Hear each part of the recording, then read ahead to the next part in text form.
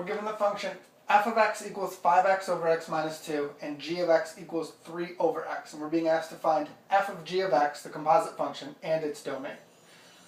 So I'm going to work my way from the x out. So I'm going to take g of x, 3 over x, and I'm going to put this function inside of f of x. Wherever I see an x in f of x, I'm going to replace it with 3 over x.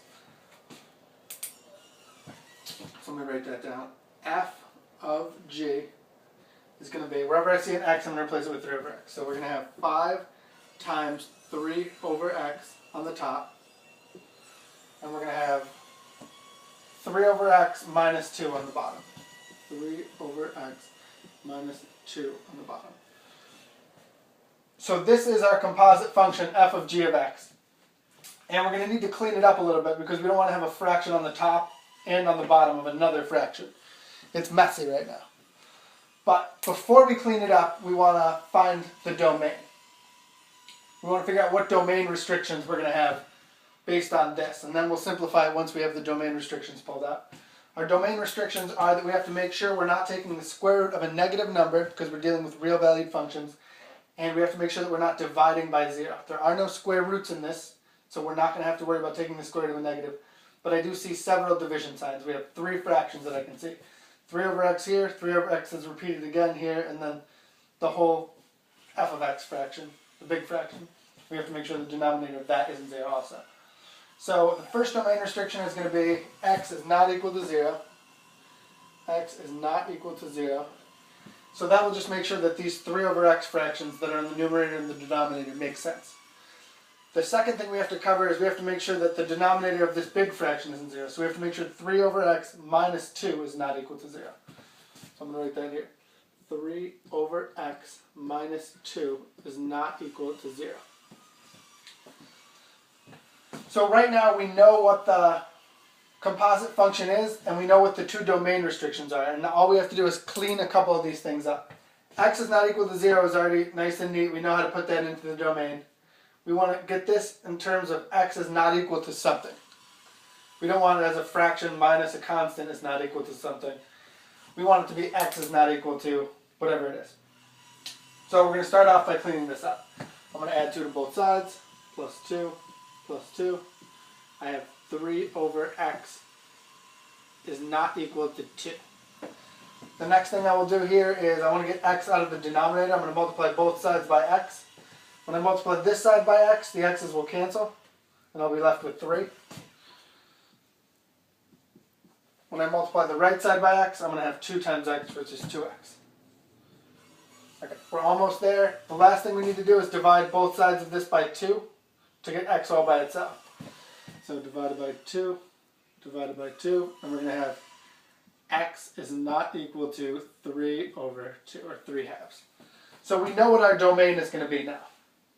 So I can write that down right now.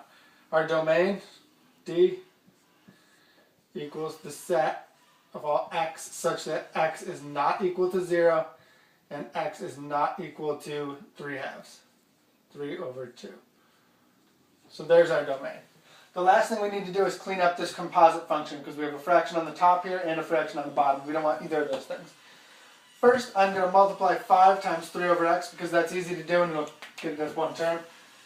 So we're going to have equals 5 times 3 is 15 over x. That's our numerator. And the denominator is going to be 3 over x minus 2. Alright, the next thing we want to do is get rid of these fractions. We have 15 over x on the top and we have 3 over x on the bottom.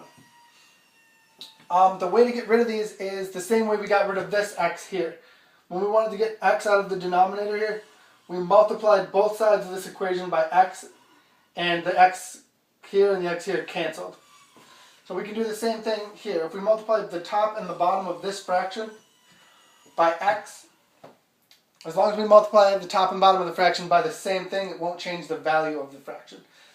So I'm going to multiply the numerator by x and the denominator by x. And what we're really doing is multiplying by x over x. Remember, if a fraction has the same thing on the top and on the bottom, it's equal to 1. So we're really just multiplying this fraction by 1.